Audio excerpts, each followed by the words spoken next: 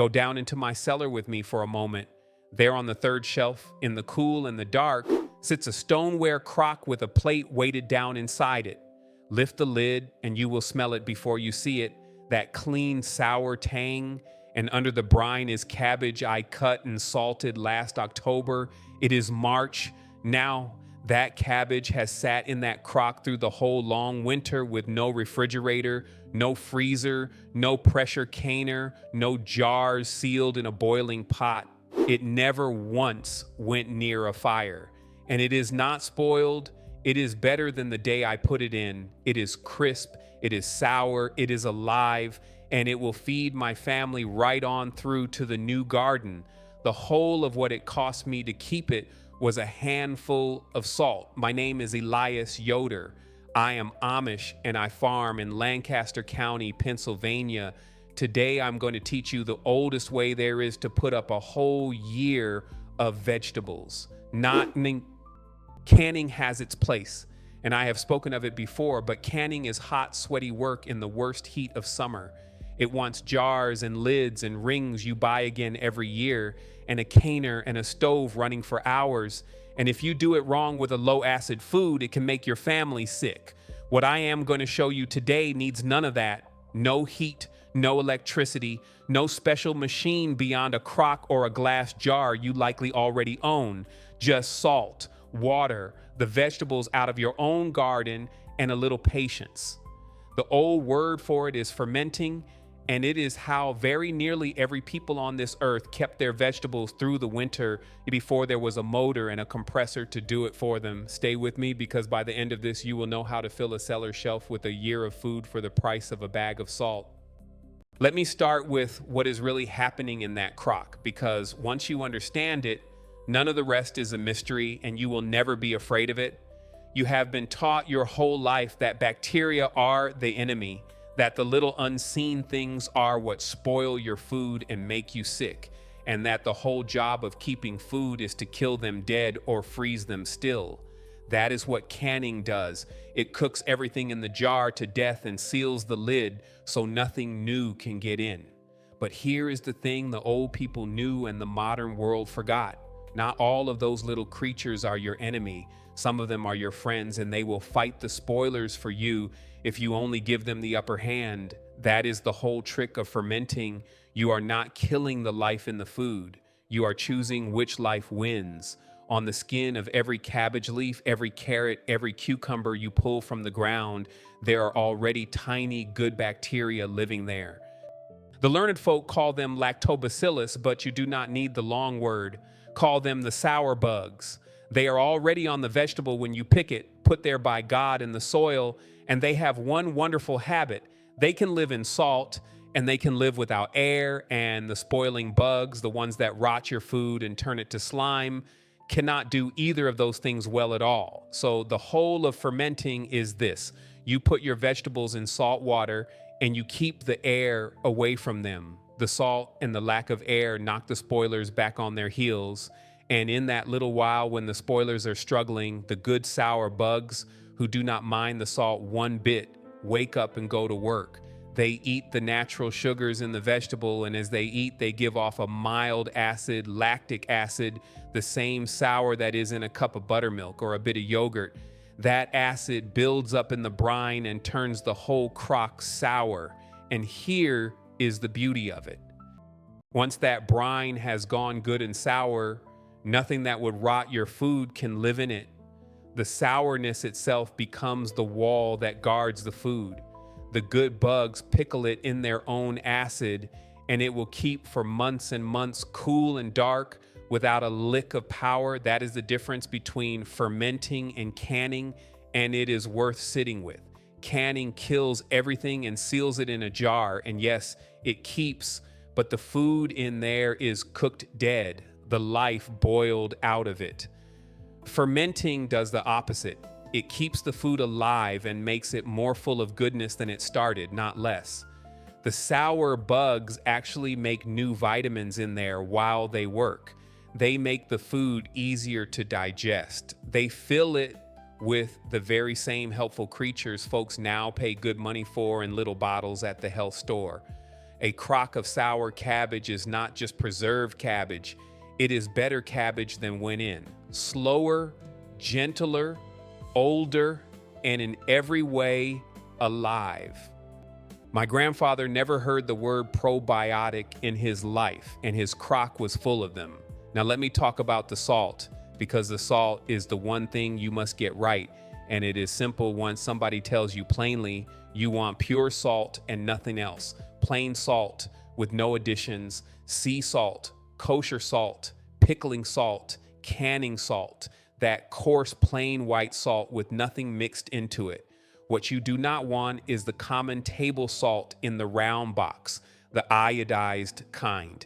They add iodine to that salt, and they add other little powders to keep it from clumping, anti-caking agents, they call them, and both of those can trouble your ferment.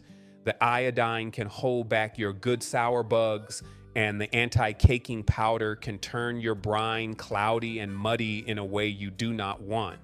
So read the bag. If it says pure salt or sea salt or pickling and canning salt with nothing on the ingredient line but salt, you are right. A big bag of good pickling salt costs a few dollars and will put up more vegetables than one family can eat. This is not a place where you need anything fancy or costly. You need plain salt, and plain salt is cheap. And a word on the water, because this one catches people out and then they blame themselves when it was the water all along. If your water comes from a city tap, it very likely has chlorine in it, put there to kill bacteria in the pipes. Now think a moment, you are trying to grow good bacteria, and you are about to pour water over your vegetables that was treated to kill bacteria. That chlorine can knock back your good sour bugs before they ever get started. So you do not use straight chlorinated tap water. It is an easy fix. You can draw your water and let it sit out uncovered overnight, and most of the chlorine will simply rise out of it into the air by morning. Or you run it through a simple filter. Or if you are like me and your water comes from your own well or a spring, you have no chlorine to worry about and you use it as it comes. Well water, spring water, rainwater you have filtered, or tap water left to breathe overnight. Any of those, just not straight from the city tap with the chlorine still in it. Now to the heart of it, the salt ratio, because this is the number that does the work. And I am going to give it to you plain and real, the way the old crock keepers knew it in their hands. You want your salt to be about 2 to 2.5 parts in every 100 parts of your vegetables and water together by weight. Folks who do this call it a 2% to 2.5% brine. That may sound like a fussy thing to weigh, but it is not. And I will make it easy for you 2 ways.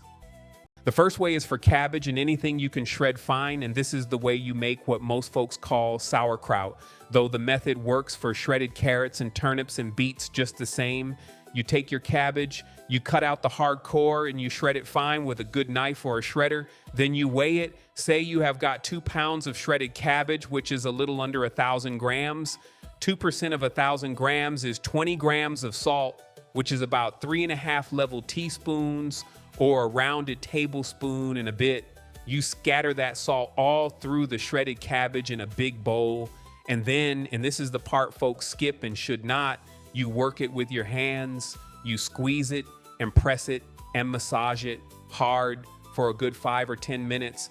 As you work it, the salt pulls the water right out of the cabbage, and the pile that started dry and fluffy goes wet and limp and begins to swim in its own juice. That juice is your brine, you made it from the vegetable itself, no water added. Then you pack that cabbage down tight into your crock or your jar, pressing hard so the brine rises up and covers it, and you are most of the way done. Dry salting, they call it, and it is the simplest thing in the world once your hands have done it once. The second way is for the vegetables you want to keep whole or in chunks.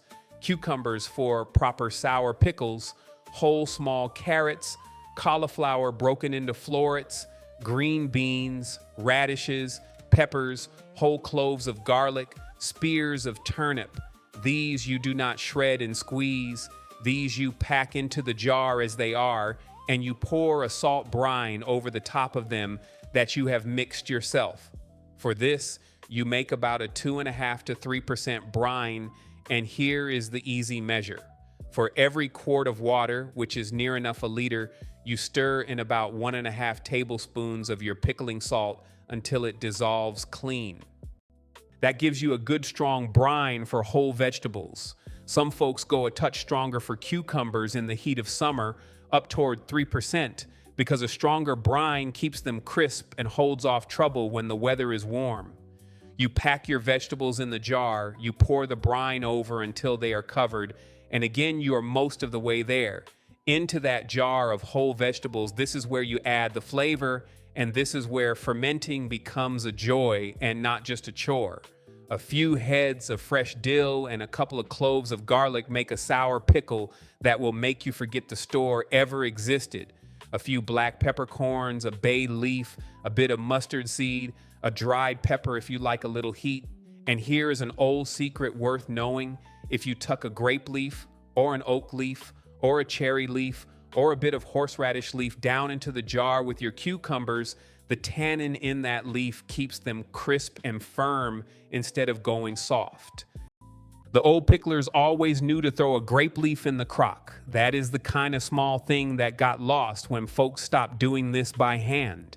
Now, I am going to give you the one rule that matters more than all the rest put together.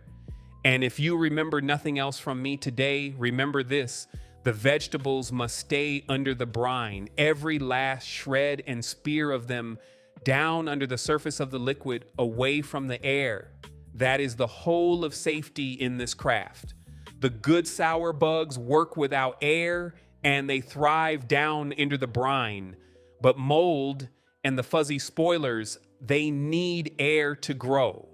And they will only ever grow on a piece of vegetable that is poking up out of the liquid into the air. So your whole job, once it is packed, is to hold everything down under the brine and keep it there. A cabbage leaf folded over the top and tucked down the sides holds the loose bits under. On top of that, you set a weight.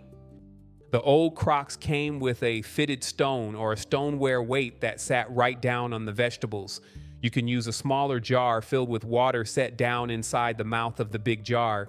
You can use a clean scrubbed rock that you have boiled. You can fill a clean bag with some of your leftover brine and lay it on top so it settles into every corner and seals the air out. Any of those, the point is the same. Keep it down, keep it under, keep the air off it. Do that. And mold has no place to grow. Fail at that, and you will get a fuzzy patch on the bit that stuck up, and you will have made the whole thing harder than it needed to be. Now covering the top, you need to let this thing breathe out, but not breathe in. And here is why. While the good sour bugs are working hardest those first days, they give off a gas, the same harmless gas that is in the bubbles of bread rising. That gas has to have somewhere to go, or it will build up pressure and push brine up out of your jar, or in a sealed jar, it can build until it pops. So you never seal a fermenting jar down tight and walk away in the first week.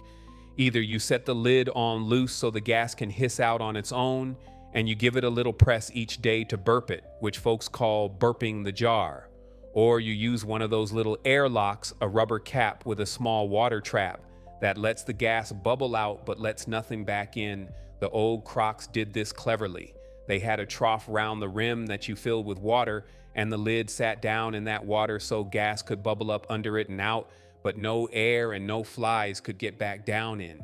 A water seal, they called it, and it is a fine old design, but you do not need to buy a thing.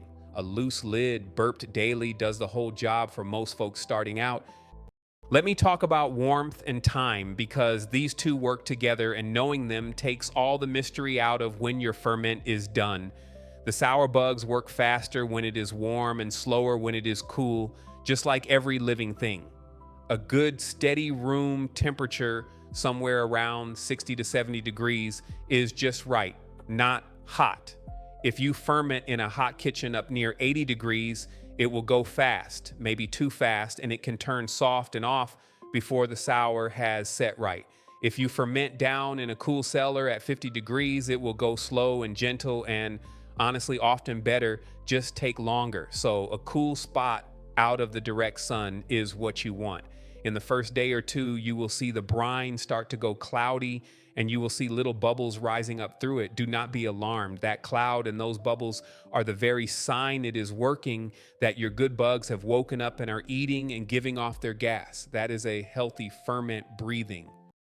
Somewhere between 3 days in a week in a warm room or 1 to 4 weeks in a cool one, the sour will build up and the bubbling will slow and finally stop. When the bubbling has stopped and it tastes good and sour to you, it is done. And that is the wonderful part. You taste it as you go. Fish out a bit with a clean fork after a few days and taste it. Still too fresh and salty, leave it longer. Sour enough to please you, it is ready. There is no guessing. Your own tongue tells you. Now I owe you the honest talk about what you will see, because you will see things in that crock that look strange the first time, and I do not want you throwing out good food out of fear, nor eating bad food out of ignorance. So let me tell you plainly what is good and what is not. Cloudy brine is good and normal. Bubbles are good. A strong, sour, pickled smell is good. That is exactly what you want.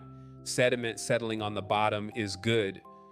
Now, sometimes on the top of the brine, you will get a white film, thin and flat, sometimes a little wrinkled. That is what old folks call calm yeast. It is harmless. It grows on the surface when a little air gets to it, and it does no harm at all. You simply skim it off with a spoon, make sure your vegetables are pushed back down under the brine, and carry on. It is a nuisance, not a danger. But here is the one you must know.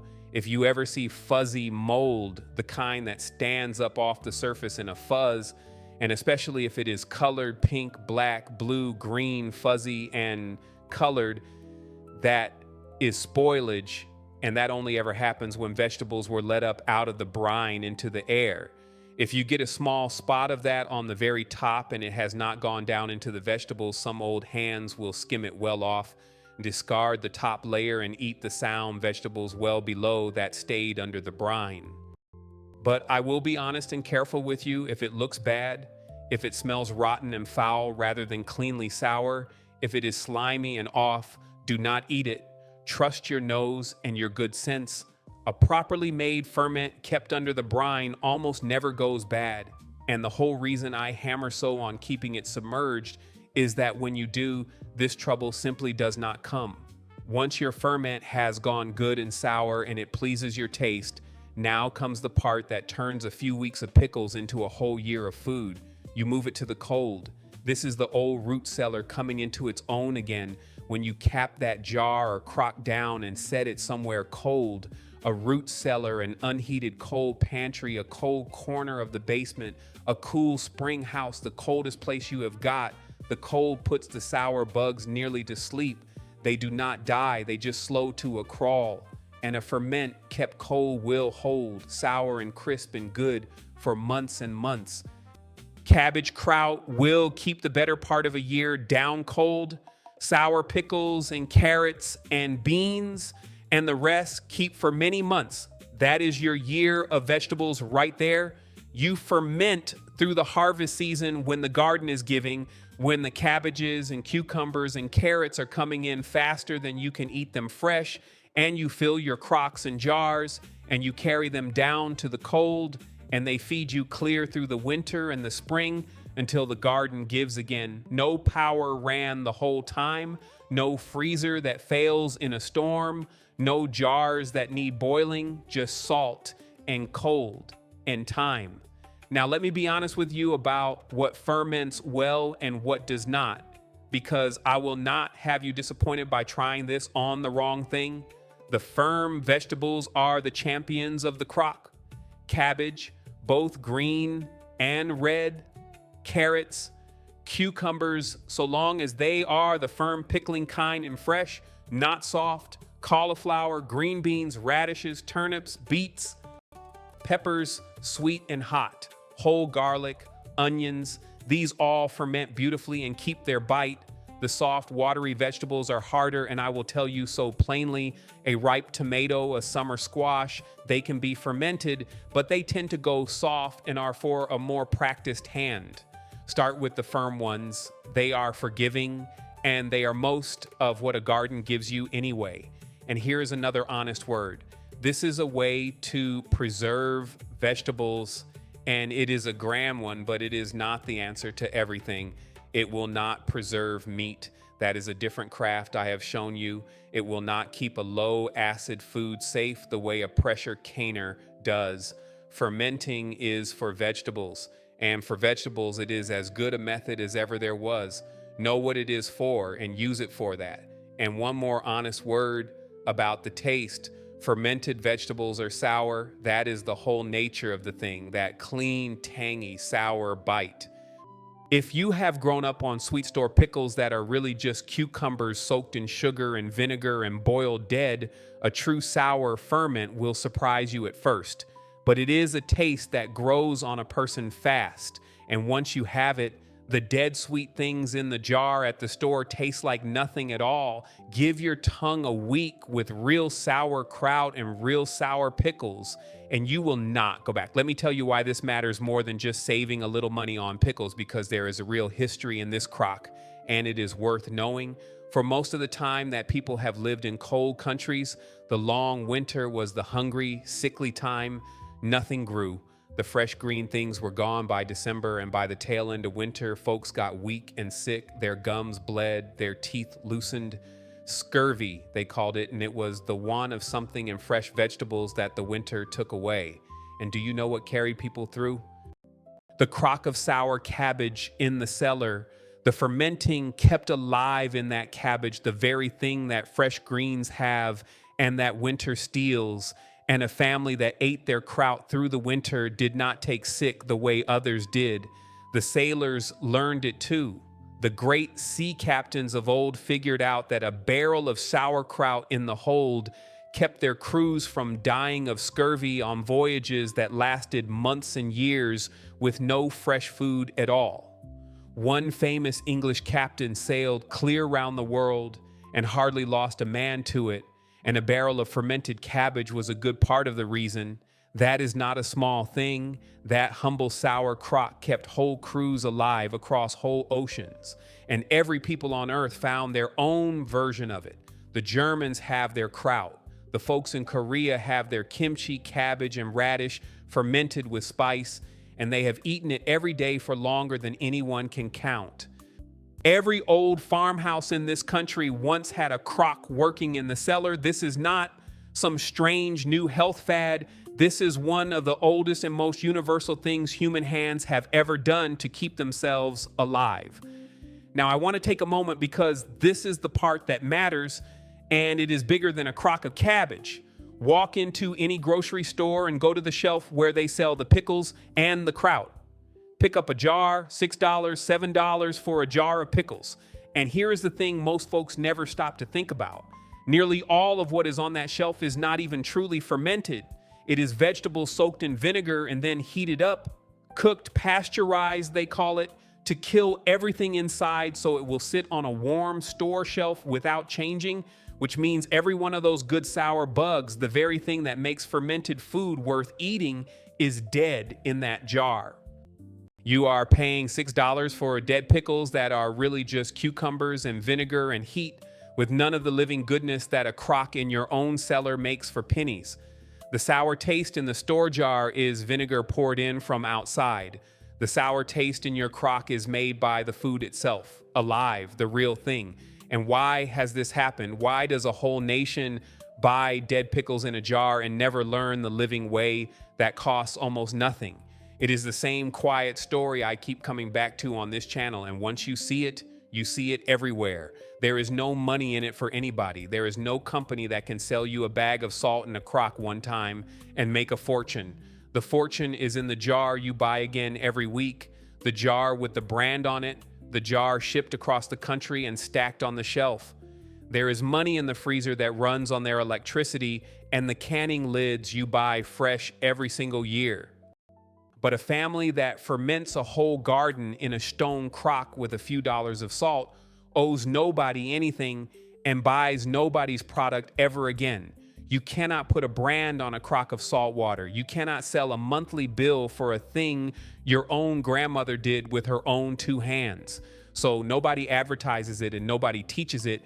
And a craft that fed the whole world for thousands of years got quietly pushed off the shelf to make room for the jar with the label.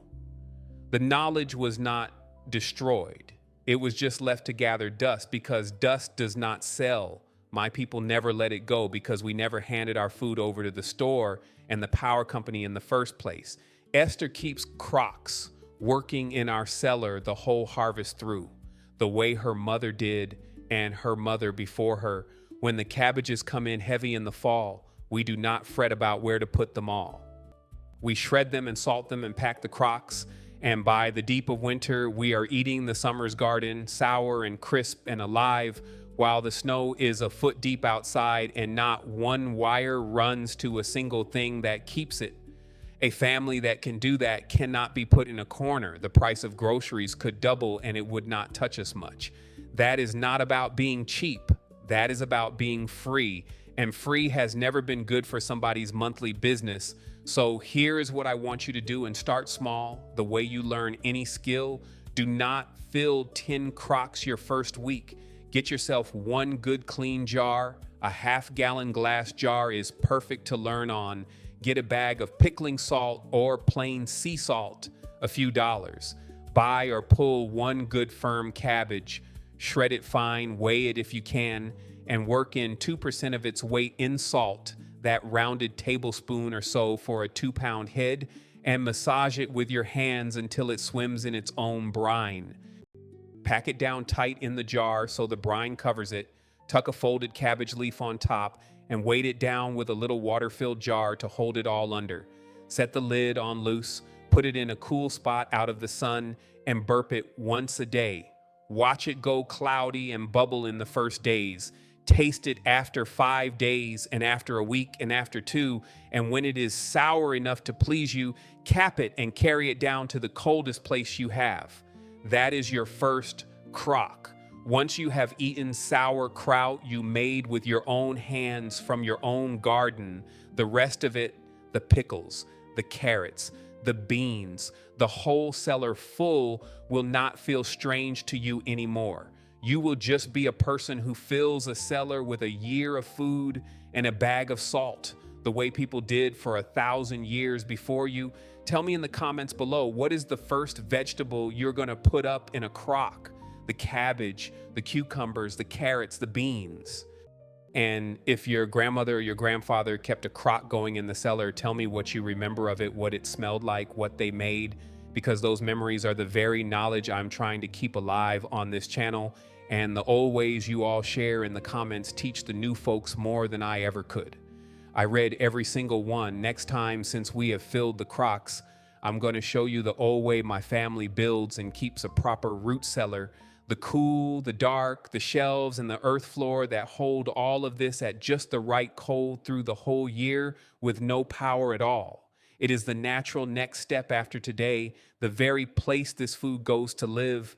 Until then, get your salt, pack your first crock, keep it under the brine, and remember, the people who built this country with their hands knew things we are only just starting to remember.